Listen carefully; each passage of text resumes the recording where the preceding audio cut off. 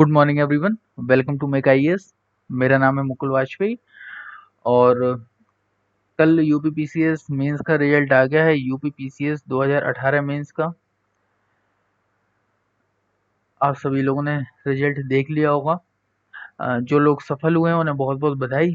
जो लोग सफल नहीं हुए हैं वो लोग मेहनत करें। 60 दिन 2019 के हैं और बाकी 2020 के भी काफ़ी ज़्यादा दिन नहीं है। जनवरी में 2020 का भी मेंस है। तो यहाँ पर लेकिन इस रिजल्ट के बाद चूंकि 2018 का पहला रिजल्ट था जो कि नए पैटर्न पे हुआ था, यूपीएससी के पैटर्न को फॉलो करते हुए हुआ था, तो एक बात चली हिंदी मीडियम बनाम इंग्लिश मीडियम की। हुआ ये कि लोगों को लगा कि हिंदी मीडियम का जो रिजल्ट है वह एकदम कम हो गया है, जैसा यूपीएससी में आता है रिजल्ट। लेकिन यहाँ पर मैं कुछ बातें आपके सामने रखना चाहूँगा। मैं यहाँ पर बिल्कुल एकदम न्यूट्रल तरीके से बातें अपनी रखूँगा। मेरा यहाँ पे कोई भी अपना खुद का हित नहीं होगा ये वीडियो बनाने में, ठीक है? ना ही मैं चाहता हूँ कि यहाँ पर मेरा कोई भी हित हो। लेकिन जो ये बातें हो रही हैं, इन बातों का मैं थोड़ा यहाँ पे आपको बताना चाहूँगा कि हिंदी मीडियम की वो कौन-सी कमी है जो हिंदी मीडियम के लोग करते हैं। मैं कमी आपको कैसे बता पा रहा हूँ, मैं अपना अनुभव बता देता हूँ। मैं लगभग 4 साल से यूपीएससी की फील्ड में काम कर रहा हूँ। कई सारी कोचिंग में मैंने काम किया हुआ है, ठीक है? और कई सारी कोचिंग में मैंने काम के साथ-साथ में जो इंडिया के टॉप मोस्ट इंस्टीट्यूट में गिने जाते हैं, ठीक है? उनके साथ भी मैंने काम किया हुआ है उनके यहाँ पर। तो इसके अनुभव से मैं आपको बता रहा हूँ। साथ में मैंने अभी तक लगभग हज़ारों स्टूडेंट की कॉपियाँ चेक की हुई हैं। संयोग से मैंने हिंदी माध्यम के यूपीएससी टॉपर की भी कॉपी चेक की हुई थी। संयोग इसलिए बता रहा हूँ क्योंकि हिंदी माध्यम में कम ही होते हैं सिलेक्ट, टॉपर जो होते हैं, ठीक है? और उनकी भी कॉपी चेक की हुई थी और मैं आपको बताऊँ कि उनका जो आंसर था वो मेरे दिमाग में अभी तक फिट है कि उन्होंने कैसा कैसा आंसर लिखा हुआ था। हालाँकि उनकी कॉपी गूगल पे अवेलेबल नहीं है। मैं यहाँ पर नाम नहीं बताऊँगा आपको, कोचिंग का नाम भी नहीं बताऊँगा कि मैंने कहाँ पर उसकी कॉपी चेक की हुई थी, लेकिन आंसर मेरे दिमाग में वो फिट है। आप समझिए कि उसने आंसर कितना अच्छा लिखा होगा कि वह आंसर मेरे दिमाग में अभी तक है, ठीक है? तो यह तो एक अलग बात हो गई जो मैंने आपका अनुभव बताया अपना। अब मैं बताता हूँ 2018 को मैंने मेक आईएएस की स्थापना की। इसके बाद 2018 को मेरा पहला बैच था जो कि मेंस के लिए था, ठीक है? सॉरी, 2017 में की थी मैंने नवंबर में। इसके बाद 2018 में हमने पहला वो था जो मेंस के लिए था। तो मेंस का मेरा अनुभव जो रहा है वह हिंदी मीडियम और इंग्लिश मीडियम दोनों में ही रहा है। मेरे पास जितने हिंदी मीडियम के स्टूडेंट थे उतने ही लगभग इंग्लिश मीडियम के भी थे, दोनों बराबर ही थे, ठीक है? और दोनों का सिलेक्शन हुआ है और दोनों का ही नहीं हुआ है। हजारों ऐसे स्टूडेंट हैं जिनका हिंदी मीडियम में हुआ है और हजारों ऐसे स्टूडेंट हैं जिनका इंग्लिश मीडियम में हुआ है और हजारों ऐसे जिनका हिंदी में भी नहीं हुआ है और हजारों ऐसे जिनका इंग्लिश में भी नहीं हुआ है। तो यहाँ पर एक बात तो क्लियर है कि कुछ ऐसी चीज है जो हिंदी मीडियम में भी नहीं हो रही है और जो इंग्लिश मीडियम में भी काम नहीं करती है, ठीक है? तो मैं आपको वो यहीं पे मैं आपको अंतर बताने आया हूँ कि बेसिकली अंतर कहाँ पर है। हो सकता है इंग्लिश मीडियम के रिजल्ट ज्यादा हो, कोई दो राय नहीं है। हो सकता है कि 65% जो हो वो इंग्लिश मीडियम के हो, 35% जो हो वो हिंदी मीडियम के हो, कोई दो राय नहीं है इस बात में, ठीक है? मैं यहाँ पर यह नहीं बोल रहा हूँ कि यह कुछ भेदभाव यह नहीं होगा, लेकिन अगर आप ये बोलेंगे कि आयोग ने भेदभाव किया है तो यहाँ पर मैं बोलूँगा कि आयोग भेदभाव नहीं करता है। आयोग बैठा हुआ है सिलेक्शन लेने के लिए, उसका उद्देश्य सिलेक्शन लेना, ठीक है? तो आयोग भेदभाव नहीं करता है क्योंकि हुआ है सिलेक्शन। ऐसा तो है नहीं कि अगर आयोग भेदभाव कर रहा होगा तो आयोग के पास तो आपका नाम भी नहीं है, आपका फेस भी नहीं है, उसे नहीं पता है। उसके सामने कॉपी है आपकी, ठीक है? और वह कॉपी देख के आपकी चेक कर रहा है, आपको नंबर दे रहा है। कोई आपकी पर्सनल जानकारी नहीं है, आपको नहीं पता है कि आप किसके लड़के हो, किसके भाई हो, किसकी बहन हो, उसे नहीं पता है। वो आपकी कॉपी चेक कर रहा है, आपकी कॉपी जाती है उसके सामने और जो एवेल्यूएटर होगा, जो आपका एग्जामिनर होगा, वो आपकी कॉपी चेक करेगा, ठीक है? जो कॉपी चेकर होगा। अब यहाँ पर कमी कहाँ पर है वो मैं आपको यहाँ पर बताना चाहता हूँ। नंबर 1 पे जो कमी आती है, ठीक है? नंबर 1 पे नंबर 1 पे कमी आती है प्रैक्टिस की। प्रैक्टिस। मैं यहाँ पर यह बिल्कुल भी नहीं कह रहा हूँ कि आपको टेस्ट सीरीज ज्वाइन करना आवश्यक है। मैं आप यहाँ पे आपको बार बार बोलूंगा, टेस्ट सीरीज ज्वाइन करना बिल्कुल भी आवश्यक नहीं है, बिल्कुल भी आवश्यक नहीं है। बशर्ते बशर्ते आपका एक डेली रूटीन हो, ठीक है, जिसमें आप डेली प्रैक्टिस कर पा रहे हो। डेली प्रैक्टिस का मतलब है कि डेली लगभग 4-5 क्वेश्चन आप डेली लिख पा रहे हो। जैसे कि आपको मान लीजिए 2020 में मेंस देना है, तो अभी से आपको डेली प्रैक्टिस करनी होगी। इंग्लिश मीडियम में ये अच्छी बात है कि वो प्रैक्टिस कर लेते हैं, ठीक है, यह एक बहुत अच्छी बात है कि वो प्रैक्टिस के लिए टाइम निकालते रहते हैं, उन्हें पता है कि हमें ये चीज़ लिखनी है। हिंदी मीडियम में ऐसी कोई एक तो हौवा बना रखा है कि आंसर राइटिंग करेंगे कैसे, आंसर राइटिंग होती कैसे है, आंसर लिखना कैसे है। तो एक वो हुआ है, और फिर इसके बाद थोड़ा मन भी कम लगता है करने में, तो एक ये भी कमी है। तो बेसिकली यहाँ पर प्रैक्टिस की कमी है। अगर हिंदी मीडियम का स्टूडेंट होगा उसमें प्रैक्टिस की कमी होगी तो उसका नहीं होगा, इंग्लिश मीडियम का होगा तो उसकी कमी होगी, उसका नहीं होगा। मैं आपको यहाँ पर बताना चाहूँगा कि 2018 का जब मेंस हो रहा है ना, तो इसके पहले हमने मेंस की एक 60 दिन की डेली आंसर राइटिंग शुरू की थी। डेली मेंस आंसर राइटिंग 60 दिन की, ठीक है। इसमें हिंदी मीडियम और इंग्लिश मीडियम का बराबर बच्चे थे दोनों के, है ना। हिंदी मीडियम के बच्चे जो थे, कमी ऐसे थे, कमी क्या कुछ ही बोलेंगे, जो रेगुलर थे। इंग्लिश मीडियम के कई स्टूडेंट ऐसे थे जो रेगुलर बेसिस पे थे। ये 60 दिन में एक भी दिन का गैप नहीं था, एक भी मतलब सिंगल डे का गैप नहीं था इन 60 दिनों में। और 60 दिन लगातार बच्चों ने लिखे थे। हालांकि वो पेपर बाद में पोस्टपोन हो गया था, जून में होना था, इसके बाद जून में ना होकर वो काफी डिले हुआ, अक्टूबर में हुआ था, ठीक है, जिसका रिजल्ट अभी आया है। तो लेकिन ये 60 दिन में कितनी सीरियसली तैयारी की थी, वो मैं आपको यहाँ पे बताना चाहता हूँ। और इन 60 ही दिनों का अगर आप देखेंगे ना, तो इन 60 दिनों में लगभग 70% रिजल्ट निकल के आया है मेरा, कि 70% स्टूडेंट ऐसे थे, ये जो 60 दिन वाले कोर्स में शामिल थे, जिनका सिलेक्शन हुआ है। 3% रह गए हैं। इसमें बहुत चीजें मैटर करती हैं।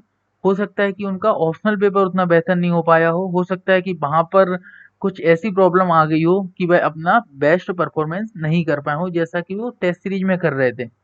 लेकिन फिर भी 70% भी कम नहीं होता है मेंस में रिजल्ट, अगर आपका एक कोर्स से 70% निकल के आता है रिजल्ट, तो ठीक है। तो ये एक बहुत मेन बात है प्रैक्टिस की ठीक है। मेरा मतलब ये नहीं है कि अब आप ये डेली आंसर राइटिंग ज्वाइन ही करें। बिल्कुल, अगर आपको लगता है कि ज्वाइन करना है तो आप कर सकते हैं। अगर आपको लगता है कि आपके घर पे कोई है, कोई गाइडेंस देने वाला है, तो आप उससे ही करें।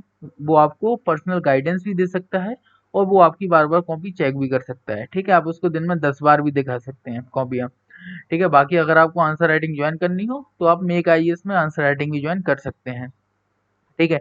इसके बाद नंबर 2 पे दो चीजें हो सकती हैं, या तो मैं रखूं यहाँ पे कंटेंट को, या फिर मैं यहाँ पे रखूं लैंग्वेज को।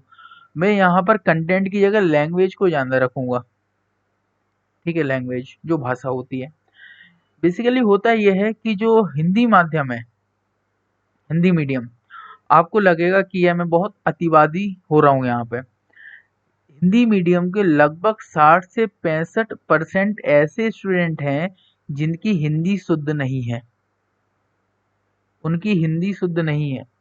उन्हें नहीं पता है और है में क्या अंतर है रियल में। उन्हें नहीं पता है कि नहीं के ऊपर भी बिंदी आती है।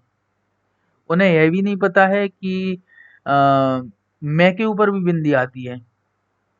उन्हें ये नहीं पता है, अगर वो वित्तीय लिखेंगे तो मैं आपको बताऊं ना, वित्तीय ऐसा लिखा जाता है, वो ऐसे वित्तीय लिखते हैं ये, ठीक है। अगर वो मान लीजिए आपको लिखेंगे कि कुछ भी चीज, हेतु, है ना, हेतु में उन्हें नहीं पता है कि हेतु में छोटी मात्रा लगती है कि बड़ी मात्रा लगती है।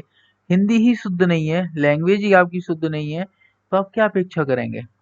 यूपीपीसीएस में, यूपीपीसीएस की परीक्षा है, मान लीजिए हिंदी माध्यम का कोई आपका कॉपी चेक करने वाला है, वो आपकी कॉपी चेक कर रहा है, और उसने देखा कि आपकी हिंदी ही शुद्ध नहीं है, तो वो आपकी कॉपी कैसे चेक करेगा, वो इरिटेट हो जाएगा। मैं तो बहुत इरिटेट हो जाता हूँ जबकि जब भी मुझे हिंदी शुद्ध नहीं मिलती है तो, और मैं नंबर भी काटता हूँ अगर हिंदी शुद्ध नहीं रहती है तो, ठीक है। अब आप कहेंगे कि इसमें एक आध व्यक्ति आपको ऐसा मिल जाएगा जिसकी हिंदी शुद्ध नहीं है और उसका सिलेक्शन हो गया है। तो यहाँ पर हम अपवाद को नियम नहीं बना सकते हैं। ठीक है, वो एक अपवाद है, उसको नियम नहीं बनाया जा सकता है कि उसकी हिंदी शुद्ध नहीं है तो मेरी भी हिंदी शुद्ध नहीं होगी और मेरा भी हो जाएगा। लेकिन मैं यह आपको बता दूं ना, जितने लोगों का सिलेक्शन होता है उसमें 99% लोगों की हिंदी शुद्ध होगी एकदम, चाहे यूपीएससी हो चाहे यूपीपीसीएस को। मेरा तो अनुभव रहा है, मैं देख रहा हूँ कि जितने सिलेक्टेड लोग हैं उन लोगों की हिंदी बहुत शुद्ध रहती है। इस बार भी जो अभी 18 में सिलेक्ट हुए हैं इनकी हिंदी बहुत शुद्ध है, जो लोग सिलेक्ट हुए हैं। तो ये एक बहुत बेसिक कमी है जो हिंदी माध्यम वाले करते हैं। इंग्लिश में भी ग्रामेटिकल मिस्टेक होती है लेकिन उतनी नहीं होती जितनी हिंदी वालों की होती है। तो इंग्लिश में एक तो बिंदी का कोई काम नहीं रहता है वहां पर, ठीक है, थोड़ा इजी हो जाता है वो चीज। तो हिंदी वालों की ये एक बेसिक कमी है। अगर आपकी लगता है कि आपकी ये कमी हो रही है, आप 2 पेज लिखिए, बिना देखे लिखिए और अच्छे अच्छे शब्दों का उपयोग कीजिए। ठीक है, जो आपकी आधिकारिक भाषा है उनका उपयोग कीजिए, है ना। ये नहीं कि आप किसी भी तरह की लैंग्वेज का उपयोग कर रहे हैं, आम बोलचाल की भाषा लिख रहे हैं, वो अच्छी नहीं रहती है। आप आम बोलचाल की भाषा का उपयोग ना करते हुए आप जो आधिकारिक भाषा है उसका उपयोग कीजिए। ठीक है, तो उससे क्या होगा कि आपका जो आंसर होगा वह प्रभावी होगा। ठीक है, और आप ये काम करिए कि 2 पेज लिख कर देखिए। अभी यह वीडियो पूरी देख के आप 2 पेज लिखना, इसके बाद 2 पेज वो लिख के एक एक बार चेक करना या फिर किसी से चेक करवाना कि आपकी हिंदी शुद्ध है या नहीं है। अगर आपकी हिंदी शुद्ध नहीं है तो आप कृपया करके 2 महीने कम से कम हिंदी के ऊपर दे दो। 2 महीने हिंदी के ऊपर देने का मतलब है डेली 1 घंटे आधा घंटे हिंदी का यहाँ पर लिखो। आपको लगेगा कि यह बहुत बेसिक कमी है, यह नहीं देखते होंगे वहां पर, लेकिन इरिटेट हो जाते हैं लोग। ठीक है, मैं खुद इरिटेट होता हूँ।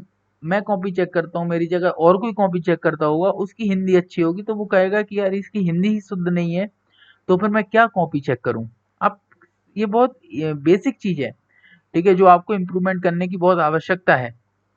और तो ये हो गई आपकी दूसरी चीज, है ना, जो जिसकी जरूरत है। इसीलिए हिंदी मीडियम का आप रिजल्ट भी देख ही रहे हैं। इसके बाद नंबर 3 पे आता है कंटेंट। ठीक है, कंटेंट। तो ये जो कंटेंट है, कंटेंट के लेवल पे भी बहुत कमियां मिलती हैं। कंटेंट के लेवल पे हम ये चीज मान सकते हैं कि हिंदी माध्यम में इंग्लिश माध्यम के बराबर कंटेंट अच्छा नहीं है, कंटेंट अच्छा नहीं है।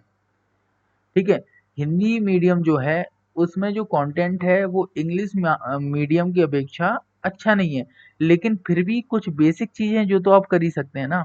जैसे कि मान लीजिए आप ये चीज लिखते हैं कि भारत में अत्यधिक मात्रा में गरीबी है। ये क्या लॉजिक हुआ, अत्यधिक मात्रा में गरीबी है। यहाँ पर डाटा लिखिए ना क्लियर, कितने परसेंट गरीबी है, कितने परसेंट लोग हैं जो गरीब हैं, कितने परसेंट लोग हैं जो गरीबी रेखा के नीचे हैं। ये डाटा तो अवेलेबल हो जाएगा, थोड़ी मेहनत लगेगी। हो सकता है इंग्लिश में अवेलेबल हो, आप वो हिंदी में कर लीजिए। इंग्लिश में ही मैक्सिमम आपको डेटा मिलेगा जो अवेलेबल होगा, हिंदी में डेटा बहुत कम अवेलेबल होगा। ठीक है, लेकिन इसका मतलब यह नहीं कि आप वो चीज छोड़ ही दें। और मैं यह देखता हूँ, ये तो हिंदी माध्यम में मतलब एक बेसिक चीज है कि आप जितने भी वो लिखेंगे, शब्द लिखेंगे, सारे बेसिक शब्द लिखेंगे। ठीक है, शब्द मतलब कि बेसिक लाइन, उसमें ना कोई आपका डेटा होगा, ना कोई फैक्ट होगा, ना कोई डायग्राम होगा। ठीक है, तो यह जो कमियां हैं, यह कमियां आपको दूर करनी पड़ेंगी, है ना। इन कमियों के बिना तो दूर किए हुए काम नहीं होगा।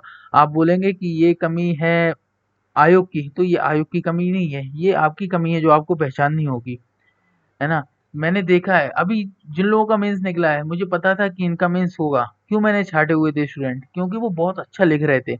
उनके डेटा के लेवल पे कमी नहीं थी, उनके भाषा के लेवल पे कमी नहीं थी, उनके प्रेजेंटेशन के लेवल पे कमी नहीं थी, डायग्राम्स वगैरह काफी यूज कर रहे थे वो लोग।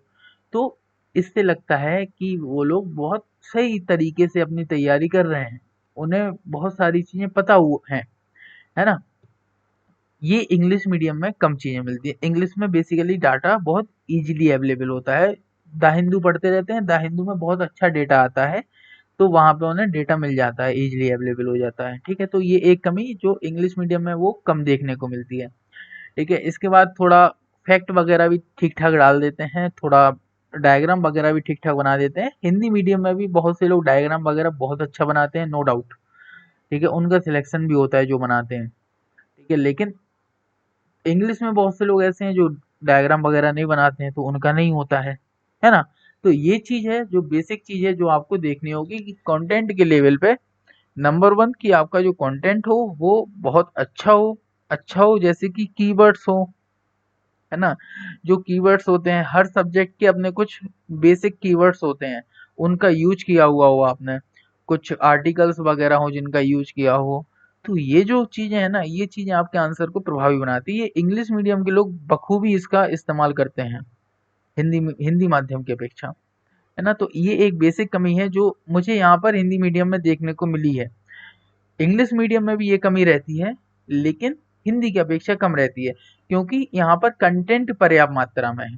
ठीक है, कंटेंट पर्याप्त मात्रा में होता है ना, तो फिर वो चीज़ें थोड़ी कम हो जाती हैं। तो ये चीज़ आपको यहाँ पर देखनी होगी। अगर आप हिंदी में यह कमी दूर कर लेते हैं, तो मैं गारंटी लेता हूँ कि सिलेक्शन होगा। हुआ है सिलेक्शन, होता है सिलेक्शन। आयोग बैठा ही इसीलिए है जिससे कि सिलेक्शन हो। ठीक है, जब आयोग सिलेक्शन लेने के लिए बैठा है तो फिर क्या दिक्कत है? आपको थोड़ी कमियां हैं जो दूर करनी है, आप ये कमियां दूर कर लेंगे तो आपका सिलेक्शन हो जाएगा। ठीक है, अब यहाँ पर यह आरोप लगाना कि आयोग भेदभाव कर रहा है, पेपर ऐसे हो गए हैं जो इंग्लिश मीडियम के ही लिख सकते हैं, जो पैटर्न हो गया वो इंग्लिश मीडियम के लिए अनुकूल है, हमारे लिए अनुकूल नहीं है हिंदी मीडियम के लिए, तो ये तो अनावश्यक बातें होगी। ठीक है, जिसे सिलेक्शन नहीं लेना है या फिर जो बड़े बड़े कोचिंग वाले हैं वो सब ये बातें कर सकते हैं, लेकिन मुझे लगता है कि आपको यहाँ पे ये जो कमियां हैं, बेसिक कमियां हैं, ये आपको दूर करनी होगी, और ये कमियां दूर हो जाएंगी तो पूरी उम्मीद है कि सिलेक्शन होगा। और ये बहुत बड़ी कमियां नहीं है, ये बहुत बड़ी कमियां नहीं है, आप प्रैक्टिस करेंगे डेली तो प्रैक्टिस करने पे ये कमियां दूर हो जाती हैं। ठीक है, आहिस्ता कमियां हैं ये दूर हो जाती हैं, तो बहुत ज़्यादा तनाव लेने वाली बात नहीं है कि मैं डाटा कहाँ से लाऊं, ठीक है, मैं डायग्राम कहाँ से बनाऊं। ऐसा कोई तनाव लेने वाली बात नहीं है, आप डेली बेसिस पे बनाएंगे, आप नेट पे सर्च कर लीजिएगा अगर कोई डेटा हो।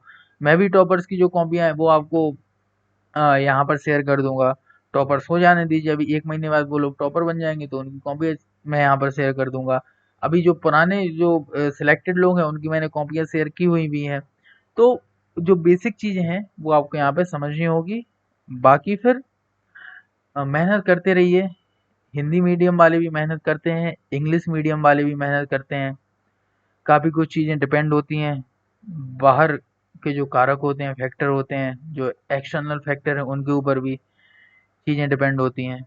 हम लोग अपनी मेहनत कर सकते हैं, आप मेहनत करिए। मेक आईएएस हरदम आपके साथ खड़ा हुआ है, तो कभी भी आपको नीड हो आप बिल्कुल मेक आईएएस से संपर्क करिए, हम लोग हरदम आपके लिए खड़े हुए हैं।